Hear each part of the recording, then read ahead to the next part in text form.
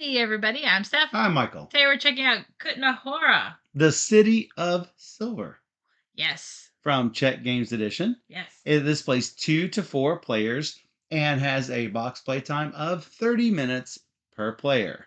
More or less, depending on your game group. Yeah, I mean the first game is going to be longer as everybody figures out what's going on. Of course. But after that, I don't see why it would be much longer than that. Right. And fortunately, you've got this rules video to help you out. So, depending on how long the rules are, we might split this up into rules video and playthrough video. Yep. So, if we have a playthrough video, you can click the link below. Absolutely. Where Steph will put it. So, at Gen Con, we got like a quick preview of this game, and I'm like, whoa, this game looks so amazing. So, I was so excited to it showed up at the door because Czech Games provided this to us. And I was like, we have to play this. I was so excited for it. Yeah, like immediately as soon as you got it. I know. It's almost like it's your birthday. I know. But playing what I want, but it's Michael's birthday. But it's my birthday. So let's get right into it. Thanks to Czech Games Edition for providing us Kutná Hora. But they didn't give it to us because we're doing this video. They gave it to us because they know we like to play all the games, even on my birthday. But you like this one. I like this one. Yeah, I think it might be one of his favorites from this month. It was probably show up in our top 10. We'll see. Maybe. So I like to say this is the first modern board game that features a new product called Rewood. Cool. And it's developed in Germany, and it combines wood and recycled binding material to come up with these little wooden / plastic / whatever sort of bits. They feel heavy enough. I don't know if you could. Yeah, it's called Rewood. Actually, hear that. All wood products. It's not all wood. Oh, it's wood and recycled binding products. So, and I guess they probably poured in a mold, this wooden binding, composite, poured in a mold and come out with something that's not plastic. It's not wood, but it's got a lot of, recycled stuff in it, which is good. Yeah, it has a lot of detail. Yes. So therefore, you're not going to get that much kind of detail with wooden products generally. Right. So it's really cool. And it's more responsible than using plastics. So I think that it's a really good, environmental attempt by Czech Games to sort of, have less of an impact on the environment. So yeah. It looks and feels awesome. So I am pleased with how this game turned out. It's beautiful, beautiful game. So let's take a look. Let's take a look. All the rules with Michael. While I teach you all the rules. So at first look, you might look at this game and go, oh, it's just silver and black and there's not a lot of color. But once these tiles start going out here, this game turns really colorful really quickly. Yeah, and you put your houses on there, so then everybody's house. So we're just 2 players, but when you play with 4 people, all the colors will show up. And plus, be sure to play on the correct side of the game board. This is the side for, is it 2 or 2 and 3 player? It's probably just 2. It's just 2. I played with 3 yesterday. Well, the other side has all of these spots in a much more rectangular grid. And you'll see some little icons here on the side. Those will be on the sides of the board in a 3 and 4 player game. So, you'll also have to assemble these really cool card stands. There are 2 of them, one for the economy for your wood and your food and your beer. It is not just beer, but it's all the stuff relating to that stuff, but also a lot of beer. And the rules say that. Yeah. Or silver and permits on the other one. It's not really difficult to set these up, but as you can see, there's a little platform on the inside that holds the cards where they need to be on this display. And it makes it so everyone around the table can see what the economy figures are.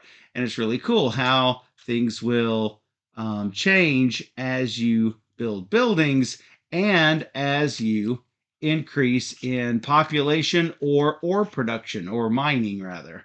So I'll talk a little bit about more about that in a second. So you are obviously going to place the rounds counter and tax counter. Tax counter should go on the 0. The reason why it's on the 2 will become clear in just a second. There are 3 red patrician buildings. You just put them on the stack right here where you see the square. You're going to group the guild buildings into 6 stacks. These 6 guild buildings right here. One for each of these symbols here. The ore, silver, permits, wood, food, and beer. So shuffle them up. Actually, take that back. There is one of them in each stack with a little notch in the corner. This one always goes in the bottom. Shuffle up the ones with the notch on the bottom. Put it down here in the corner. Put them on the bottom of each of these stacks. Take the rest of the tiles of that color, shovel them up, and place them on top of the one with the notch. Choose a mine setup card, and you're going to place these rock tiles onto the spots where it shows on that rock mine setup card. I believe when Steph, when we played with James and Susan, we had this cool little diagonal thing like this going on. Right. So in order to get into where we needed to go, it was sort you had to like snake around. There's a whole bunch of cards that show different setups, and there's certain ones for 2 players as well, since it's a smaller map. So yeah. So you will also whenever you get the rock setup tile, you're not sure where these are going to go. You're going to shuffle these up and place them randomly on the 4 spots that are marked on your card. When you're going to place your card decks inside your excellent card stands, they will always start out with the 0. These cards number 0 to 19. Notice here's card number 19. When you get to card number 20, you're going to see this little turnover symbol. You turn the entire deck over, and you will be at card number 20. And that will enable you to go from population 20 to population 40 plus. We didn't even see 40 plus, but it is possible to do. So these cards are always going to be in this order, no shuffling required. Set up St. Barbara's Cathedral like this with all of the tiles face down. And we will discuss all of those things in a second. Finally, you are going to place the mining technology tiles with this back in a face down stack, and you will place them actually in order with the 3 tiles, 2 tiles, 2 tiles, 1 tile, as you can see right there. That determines how many mining tiles we can look at a time. So we're going to place this right here. All of the mining tiles you are going to take. You'll notice some of them say 3, some of them say 2, and some of them say 1. You're going to shuffle up all the 3s, put them on the bottom, 2's on top of that, 1's on top of that.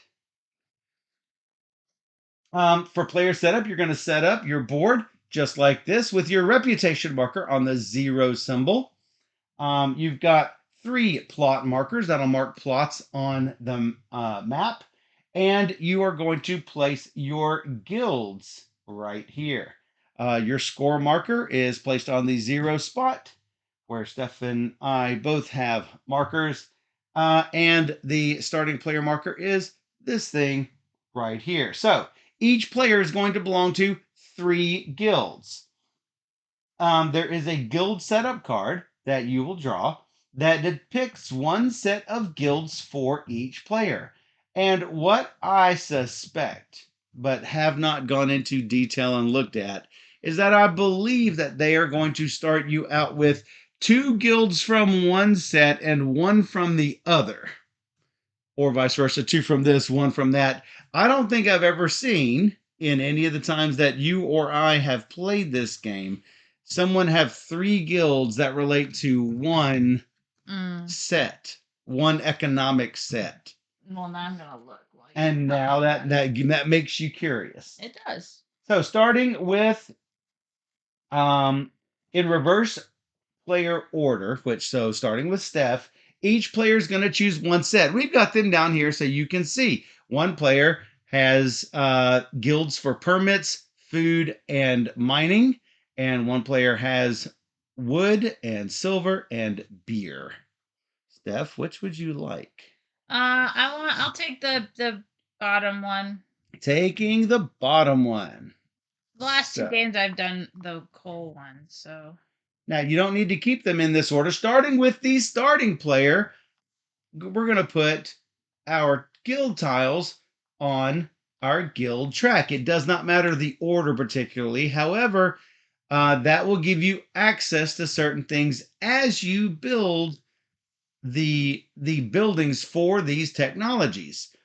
You've got one row that will give you free public buildings, one row that will give you free, what are those, seagulls? Pelicans? Pelican tokens, and one row that will give you free reputation. I am just going to put mine just like so. There's a really cool description of the real area of Kutná Hora, and I'm not even sure I'm pronouncing that correctly. I think so. Basically, there was a big silver boom around 1260, and so Kutná Hora popped up because of that silver boom. Nope, there is none with all these 3. That's what I thought. So if there's not one with all those 3, there's probably not one with 3 on the other ones. So let's talk a little bit about the commodities. As I mentioned, there are 6 commodities in Kutná Hora. The values are in Preg Groschen, which is the coin that King Wenceslas II began minting when he took control of the silver mines of Kutná Hora. When the game says that you pay a certain amount, you are going to pay the amount that is listed on these tracks. For example, if I have to create a building that costs 7 wood, as you can see on this smelter, if I were going to create that, I need 7 wood. That means I need to pay 14 coins, or Groschen, or as we will probably say several times, bucks. Yes. Couldn't have bucks. The prices are going to change during play. Generally, as these cards increase, these numbers will increase. As you build buildings for these commodities, these are going to go up, which means the prices are going to come down. Yeah, more production, less people buying them, prices will go down. Now notice as I moved this beer forward, the number went from 5 to 3, and there is an X on it. That means no further beer buildings can be created until that X is taken off, and that will happen when prices increase, meaning when the population cards go up. Oh, look, I just moved it one spot, and look, now the X is gone. All good. You could then build another one. Now, I guarantee that the price will go down and another X will appear if I were to move this one more slot. Too fast building. You are building them too fast for the economy to handle. Yep. So it's good that these sliders are not easy to move around, because they're not easily jostleable. If you notice a number with a little star on it, that means that the price has just changed after moving a card, like after I've moved it from 0 to a 1, like it is now, the price went from a 5 to a 6. So that's what that little star means. Hello, Deadpan. He gave you a cake. And thank you for the birthday cake. So, also, what's important to see is that on the other track, the ore and silver prices are sort of linked together. As ore production increases, meaning the card moves. Let me go forward a little bit. Notice that the ore number fell while the silver price grew. So as ore production increases, ore prices fall, but silver prices and permit prices will rise.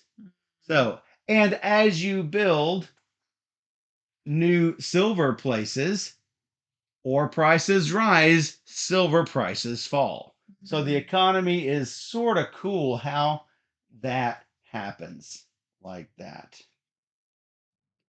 So, you will also notice as you go along, if for some reason you do not build these technologies and you go down quite a ways and the technology continues to increase, notice that the price is now 5, price is still 5. Let me go down till I see one of the changes here. Well, it takes a while on this deck here. 6, 6, 6, 6. Turn it over.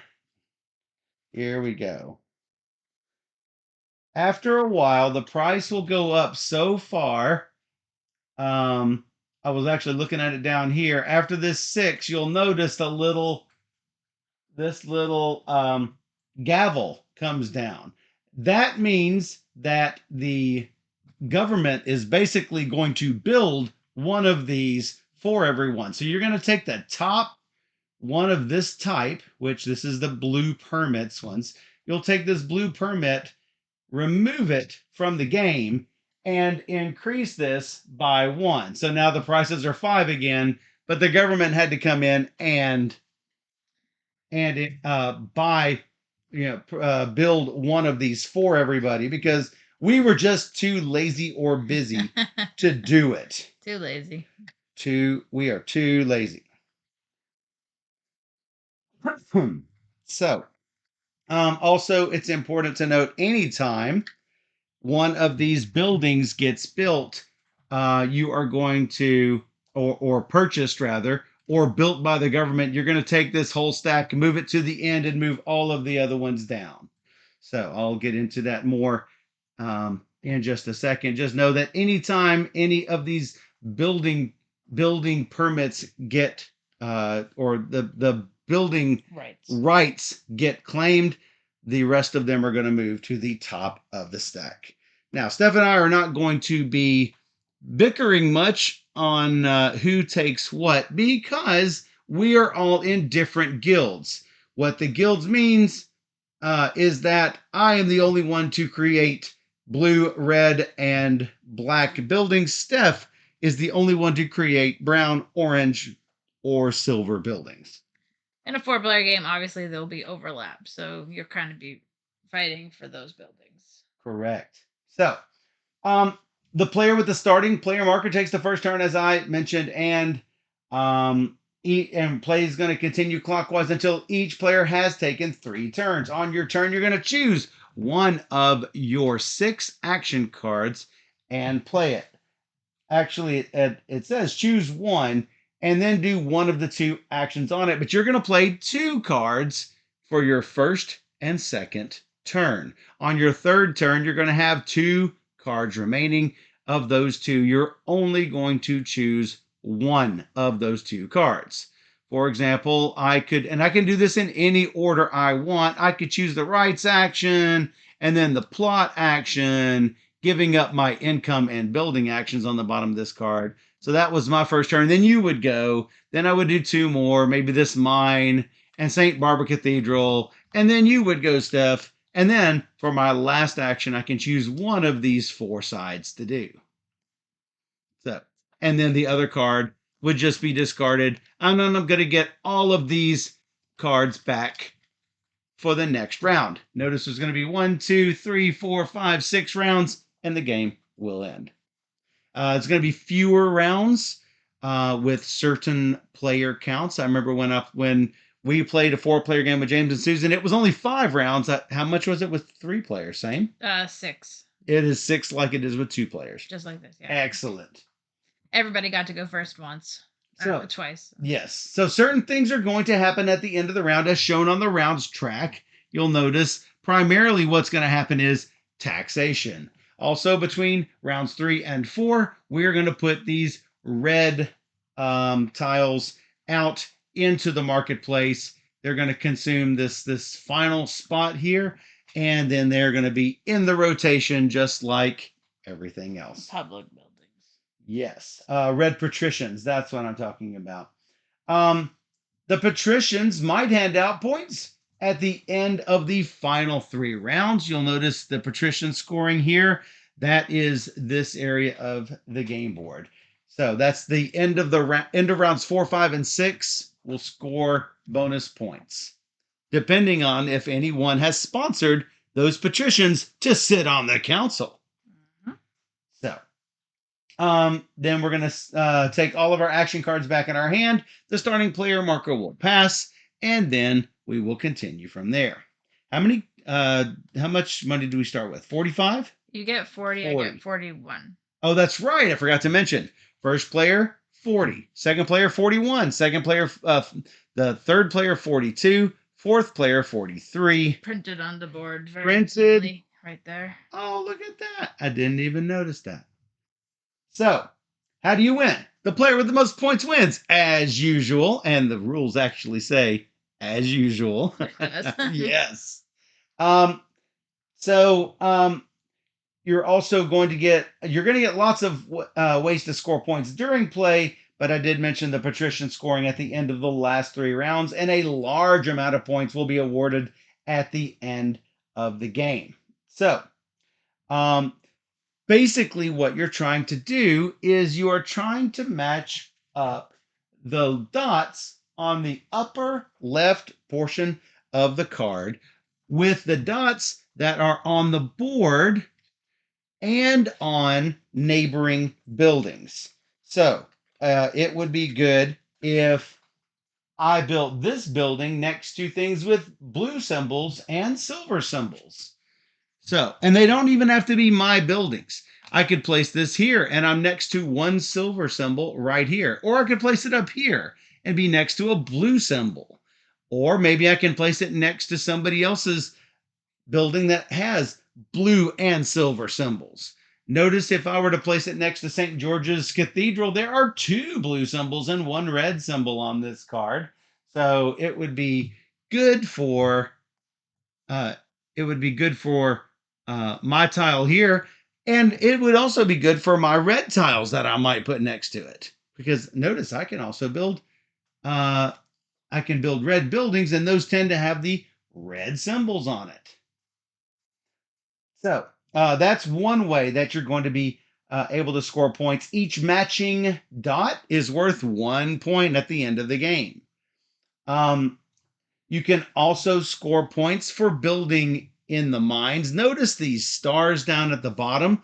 The more stars you have in a row, not you particularly, but anyone has in the row, is going to make these rows worth a larger and larger amount of points at the end of the game. And notice, whoever has the majority of stars in that row are going to score more points than everybody else. Like if there are 0 to 3 stars in this first row, whoever has the most stars gets 2 points, and everybody, the second place player, will get 0 points. 4 and 1 here, 6 and 2 here.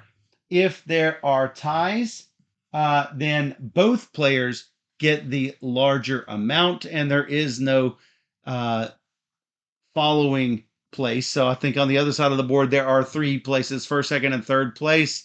If, say, for instance, the top 2, which is what happened in our game, James and I got full score for being tied for first, And the people who are in third place or tied for third get the third place bonus. No second place is given out in that case. If three people would have gotten first place, all of three of them would have gotten first place bonus, and no other bonuses would apply. So that's basically end game scoring. Let's talk a little bit about the actions. Heroic Logic says this art is so interesting. I wholeheartedly agree. So you have two mine action cards available to you, and it is this black mine action card here. Notice the other mine card is on, one of them is on Joker and one of them is on Plot. I'll talk a little bit about Joker in a bit. But with the mine action, what you are going to do is you are going to first check your miner pool. You are going to start off the game with one miner. And look, he is actually detailed. You can actually see his face and his, the hood covering up his face a little bit. You're going to start off with one miner in your miner pool. These are double layer boards. They're great. And a whole lot of other miners waiting behind. But you start off with one in the pool, and you can have a maximum of two in the pool. That little indent can hold no more than two miners. If you don't have any miners remaining in your miner pool, you may purchase two more at the cost of one permit. How much is a permit? Currently, it's 4 Kutná bucks. Like super cheap. It is. It really is. So that'll let you move up to two miners. If I wanted to move one miner, I could, but I probably wouldn't recommend it unless you have inside knowledge that the price of permits is about to go way, way up. Yeah. Hello, Time Roller. So if you have a miner in your miner pool, that's great. You're going to be able to put this miner on a mine. So then you're going to draw mine tiles and choose one. How many mine tiles can you draw? It's based on the level of the current mining technology, which is currently 1. I will draw one tile, choose one of those one tiles, which is that tile, and place it on an available spot on the board. Notice at the start of the game, you've got two staircases. It's in really light silver. You can see the ladders going down. I can place here or here. Afterwards, we can place at the other staircase or move out from that area. So if I were to choose this mine tile here, notice it's got a star on it. It also will give me an ore production. It will increase the ore production card stack, and it'll increase the population stack. And in the future, if I want to build around this with another mine, or if Steph wants to extend off of this, it's going to cost 2 wood. So we're going to place this one of these two spots. Let's say I want to place it here, and I'm going to get all of that stuff. And hey, I've got 1 star available for next time. I put my miner on it, and that will be it. Now, notice it cost me 2 wood to create, so currently the price for me is 4. So if you have to advance these cards, do so at this time. I would be moving this one and this one card. Just shift a card from where it is, put it straight in behind all the cards in the stack. So let's talk a little bit about the rights action while I give these tiles to Steph to shuffle. The rights tile, the rights action, which again, you've got 2 right here. That means you're wanting to buy the rights to one of the building tiles from the town hall board. Only the topmost one in each stack is available. How much does it cost you? Well, it's going to cost you 1 coin in this column, 1 permit in this column, which currently is 4 coins, 2 permits from this column, which would be 8, or in this column, 3 permits, but currently there's nothing there because the red patrician tiles are not yet out. So I can't build these wood producing buildings. Like this is the masons. And it's not just wood, it's everything related to building technology. So you're like, masons, that's not really a wood thing, it's everything relating to building. So I could take the horse mill or the ore market and put it in one of my spots up here. Notice I've got 3 spots where I can store buildings. This only gives you the right to create this building. So choose a building, pay the cost for the rights, take the tile, move, put it on your in your stack, and take everything else, put it to the end of the row, and slide everything down. Hey, now the red buildings are worth 1. Cheap. It's cheap. 1 coin, that's what you're looking for. Yes. Now, if I were to have built the red building instead, the red building would move to the end of the row. This blue building would stay exactly where it is. Let's talk a little bit about the plot action. Again, there are 2 cards with plot on them. Before you can build those building tiles in Kutná Hora, you have to claim a plot of land. When there are no buildings, you can claim any plot for 5 groschen. And in order to claim those plots, you're going to have to take one of your excellent detailed plot markers and place it on the spot where you want. Now, let's say Steph decided to take the plot action. There are still no buildings. It doesn't matter that I've created a plot because I have not yet created a building. Had I created this building here, Steph would be forced to place her plot either here or here. But notice, the upper corner of this tile says 7. It's going to cost Steph 7 or me 7 to place next to this building. So let's say I've placed here. Steph places here for her $7. I'll place here for $7. And Steph wants to do another plot. There are no spots next to buildings. Again, she can place anywhere on the map, and it costs her only 5 groschen. So here you go, Steph. Give you that back. So notice that when I mark this plot, nothing appears on my player board. With 2 plots out, notice there's a little 3 tax symbol on my board. And now that I've put a 3rd plot out, there's another 5 tax symbol on my board.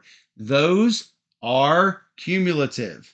So I will owe an additional 8 coins in tax. So keep that in mind. If you just got a bunch of plots out there with no buildings on them, you're going to pay a buttload in tax. Or you just lose some reputation. We haven't gotten there yet. But that is correct. You can choose to duck the tax man and lose reputation. Now, let's say I built a building here. This comes back to me and I cover up that 5 tax spot. That'll be better. As long as you don't have available unbuilt plots, then you're going to keep these covered up. So, I should mention, you did mention about reputation. Reputation can also help you out quite a bit. If my reputation is between 3 and 5, there's a little mark under it. If I choose a plot, it costs me 1 gold. 1 gold is better than 5. And Or it's 7. certainly better than 7. Or 12. Yes. If your reputation is between 6 and 9, you don't pay any reputation for using the Joker card. I'm almost ready to talk about that, but not quite yet. One more thing about the plot action that I should mention. If for some reason there are 2 buildings next to a plot, you're going to pay the higher one.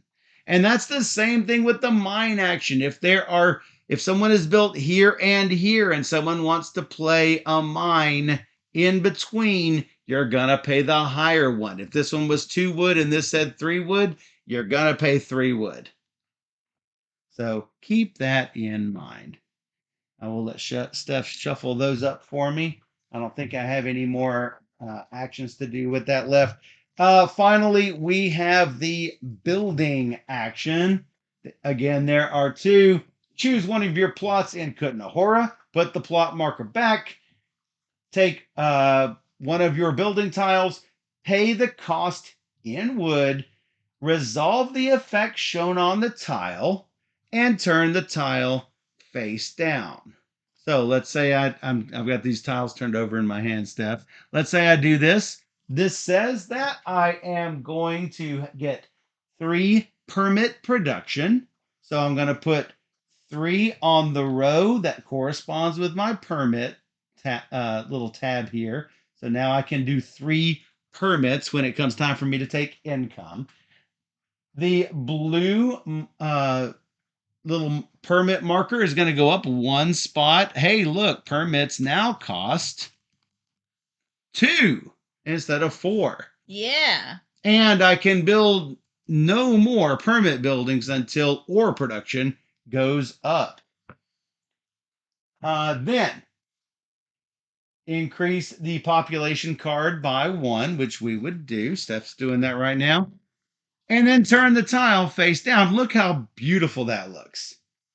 Then I'm going to take the building from that corresponding row, like so. Oh, look, there's a bonus on it. It says take one of these golden public buildings and do not pay anything. There's a little coin with a slash through it. I get one of these 3 things.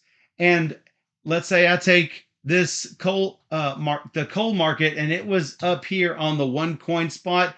I would indeed move this to the back of the lane, shifting everything else over. And that's just for a free claiming. That's pretty good. Now, I could not choose to take the house from either of these 2 rows because I did not build a red building or one ore production building. A silver build, not a silver building, it's an ore building. Let me put these all back. So, if it is a guild building, you mark it with a house. I should have mentioned that means one of these 6 buildings. If it was that the public building, these public buildings cannot be owned by anyone. Notice the gold color on it. But notice there are a whole lot of symbols up here in the corner. That's going to help correlate with some of your buildings. Plus, one of the patricians really likes it if you build next to public buildings. It's really hard to if you don't have the $1 plot. Exactly. Plus, you're going to get all of these bonuses or all of these effects are going to happen. You get a pelican token and 2 reputation if you are the one who has built that particular public building. Of course, you're going to raise taxes and increase population. That's what happens. When you build a coal market, people are going to move in and, hey, we got to have taxes now. For sure. So,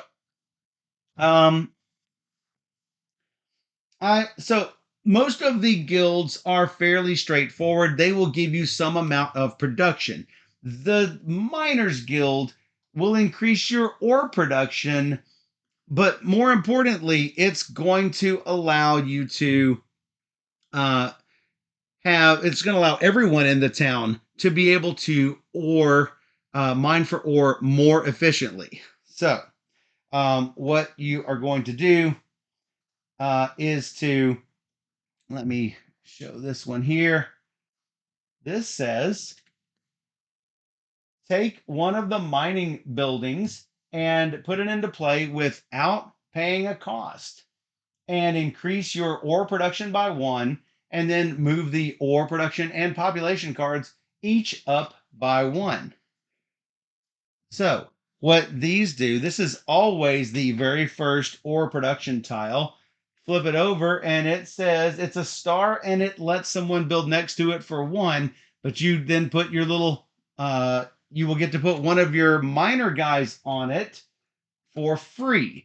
And it's not one of your miner guys from back in your stack, from in your pool. It's one back in the stack. You're not paying anything for it. So if you have none in your miner pool, this is a perfect time to take one out for free and place this adjacent to any other tile, Well, even if you had one like so. in your availability, it's always from the. It's always from this, for sure, because that's what you want to do it without paying for it, for sure. Yes. So you get to man this without paying for it. But now everyone gets to draw 2 tiles when they mine. Choose one and discard the other one into this discard pile. Now notice, eventually this discard pile is going to fill up with 1s, 2s, and 3s. Once we get through this stack, and you will get through the stack, almost certainly. Maybe not with 2 Maybe players. not with 2 players, but then you shuffle up all of the tiles that remain, place them back on top, and you can have a mixture of 1s, 2s, and 3s, which is sort of cool.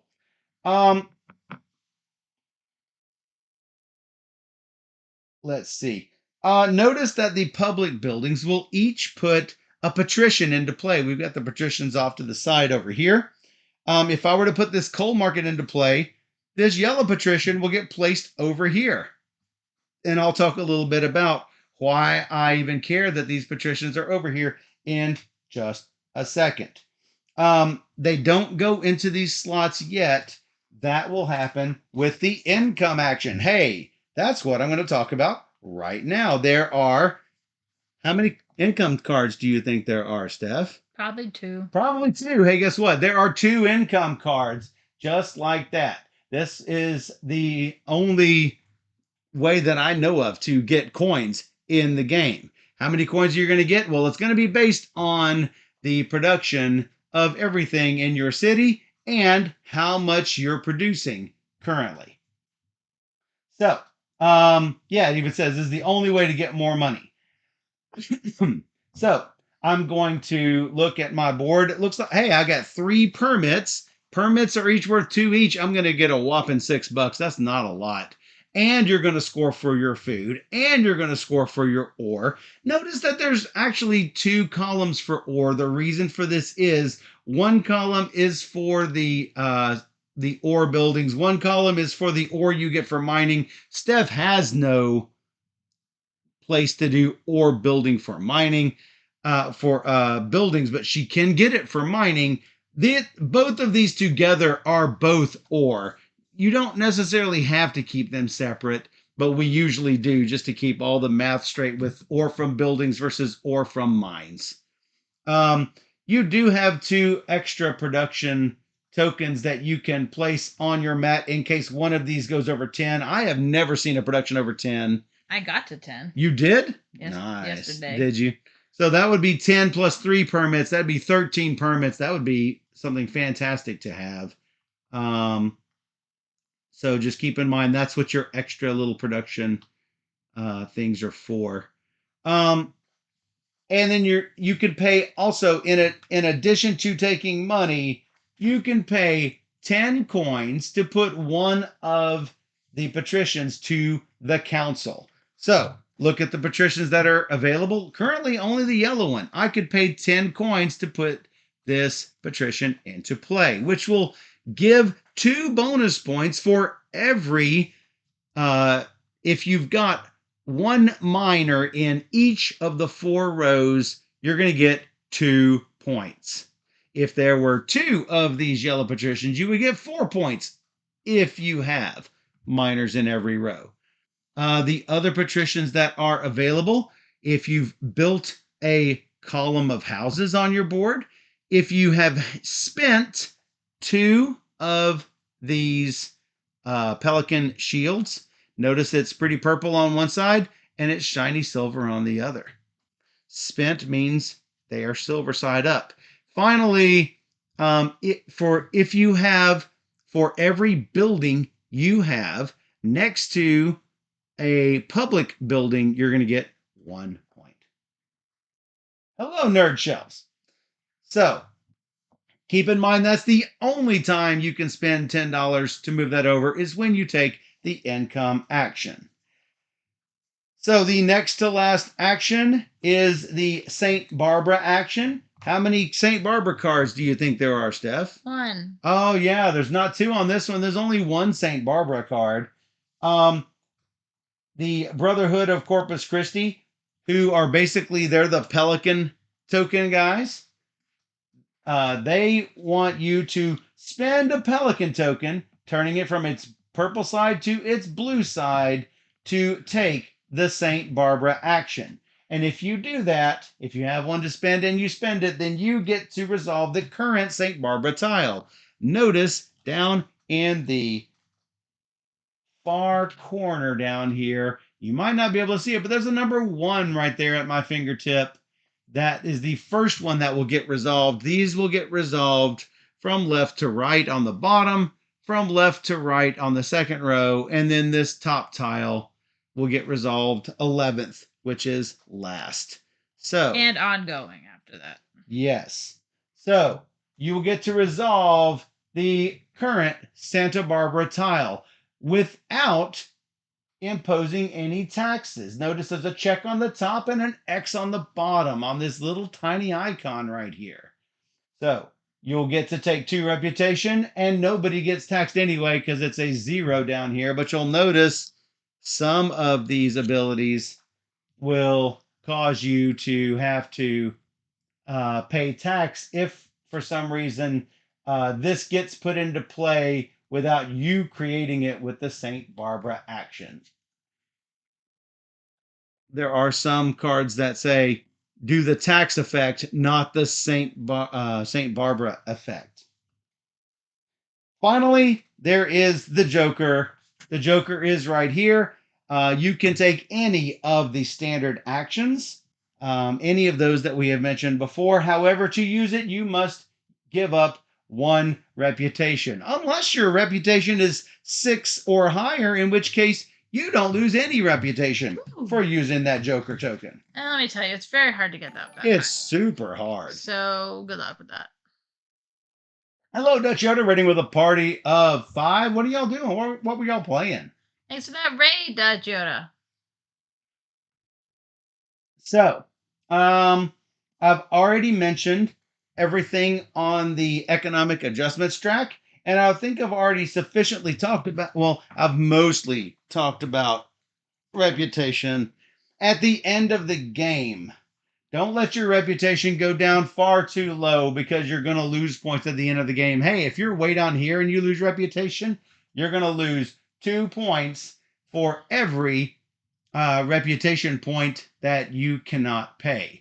Now, we did have it come up in our game that we played where somebody was at 0 points and wanted to intentionally lose a reputation for something, and we ruled that she could not do it because she did not have the reputation. She wanted to play a Joker card, I think is what it was, but she didn't have 2 points to lose, nor did she have reputation to lose. We ruled that she could not do it. I'm not sure if that will be overruled at some point, but anyway.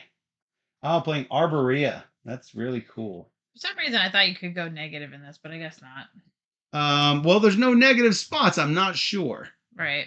Finally, if you have high reputation at the end of the game, it's going to give you a whole lot of points. Steph almost won with this in our game. If you get reputation beyond 10, you're going to get 2 free points for every reputation push beyond that. Keeping it at 10, really difficult. So, at the end of the round, you're going to do what it says at the end of the round. The first thing that's going to happen is you're going to have to pay taxes or take a reputation hit. Currently, it's -1 rep, but that turns into -2 rep in rounds 4 and 5 and -3 rep in round 6 if you do not pay taxes. Currently, the taxes are 2, normally 0 at the start of the game. I'll talk about that in a second, minus however much you have for unfinished plots. So, then we are going to set up for the next round. Whenever we put in the patrician buildings, we're just going to put 1 each on these 3 spots. And at the end of the final 3 rounds, that's where this is when you will do all the patrician scoring. Notice these cards up here. These are called event cards. These are used in games with only 2 players. You must play with them with 2 players. They are optional if you're playing with 3 or 4 players. I gotta say, we played with them with 4 players. I highly recommend them. I played with 3 yesterday too. And so. you liked it there? Yep. Sounds great. So, um, at the start of the round, you're going to reveal this round's card. Generally, the round's effect will specify when its effect applies. Usually, it's at the end of the round.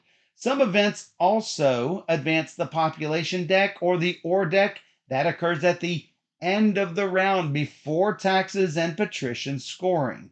So, whenever setting up for the new round, you reveal the new card. If, like this one, it increases taxes, you advance the tax counter as soon as this is revealed. So it looks like this event card does increase taxes by 2, which is why we start with it on the 2. Looks like at the end of this round, round 1, we're going to remove the top tile from each of the 3 initial public building stacks. So if you want them and you don't want to lose them, you might want to claim them. Gonna be hard to claim all 3 of a type if that's really what you want. But yeah. Now it says to remove the top tile, but it doesn't say to move them to the end of the tracks. Yeah, I didn't move them when I did that yesterday. So that is interesting. However, when you take it with this, you do actually. Yeah, that's when you do. Yeah. So, like I mentioned before, you're going to get 1 point for each matching dot on adjacent buildings or the side of the board. Then you're going to go through each row of mines, calculating who has majority in each row. You're going to calculate your income according to the final state of your economy. Let's say if I were to get income at this moment, I were to get 57 gold, 57 coins. That's going to be worth, you divide that number by 10, round down and get that many points. So 57 would round down to 5. I would get 5 points at the end of the game. But just letting you know that everybody knows if there's like 3 turns left, and then everything gets built, and then all the prices plummet. Suddenly change one way or the other because people are building and doing all this stuff. So thank you, Timer. Even if you just got income like 2 turns ago, it might just change drastically. Agreed. In the last like. That's exactly what happens. So, yeah. Also, you're going to gain points on your reputation, and you're going to score 1 point for every building tile that you managed to claim but did not get built.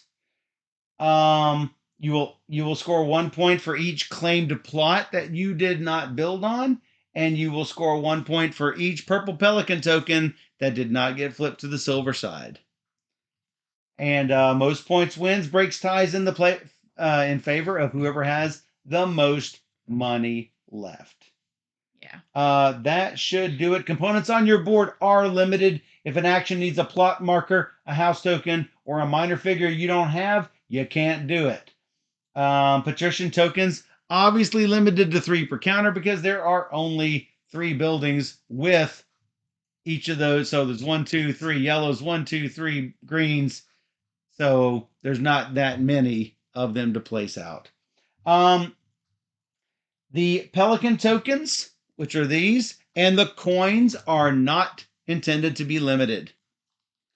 I think that's pretty much it. Taxes cannot go above 25, by the way. If it gets to 25, y'all got problems, and probably just going to have to dodge the tax man because, man, you don't want that. If for some reason you're not sure what the icons are in the Santa Barbara, there's a really detailed list that tells exactly how everything should be. So super intuitive game once you get going. Yep. And you won't even need this rules video or the rule book. Yep. And that is all the rules to Kutná Hora. Yes. You got some happy birthdays in the chat. I saw that. Thank you very much for the happy birthdays. Now, before we start playing, I will give my initial impressions about this game because I know a lot of you come to this video specifically for that. I will say that if this or Age of Innovations were in my October list, they would have hit the top of my top 10 track. Wow. I really likes the game. I really like this game. I do have one concern, though. As you know, I occasionally have these Yeah, concerns that pop up. first, maybe your concerns will. Well, I'm gonna say what I think because I scoring tends to be super tight in a 4-player game. Everyone was within 5-6 points of each other. Yeah, same with our 3-player game. So, with every time you build a building, for example, let's say that you build a wood building, the price of wood is going to go down. And then when population happens, everything goes up. I I think with there being only two sources that make things go up, and when you build your own buildings, it goes down. Everything tends to tie in and rubber band together. If for some reason no one builds something, eventually the government's going to build it anyway, and it's going to artificially drop those prices. So, if I just refuse to build any wood and I'm the only person in the wood guild, eventually that's going to get fixed. And I'm also going to hurt myself because if I'm not building wood buildings, I also can't build things with the same wood that I need. So it tends to keep everyone clumped together. I worry that it I worry that everything is going to stay clumped. But I am curious to find out if a game makes me want to play it more than the 1 to 2 times that we play it anyway. In my opinion, it's a solid game. Oh, I know it's a solid game. Whether or not you want to play it more than once, it's a super solid game. So I think all the Euro fans out there should definitely be playing it. And check out the playthrough that we're gonna have That's right. now. So be sure to check out this link at the bottom. And if you enjoyed this rules teach and half review anyway, then hey, you can find more of our videos on YouTube at Board Gamer Steph.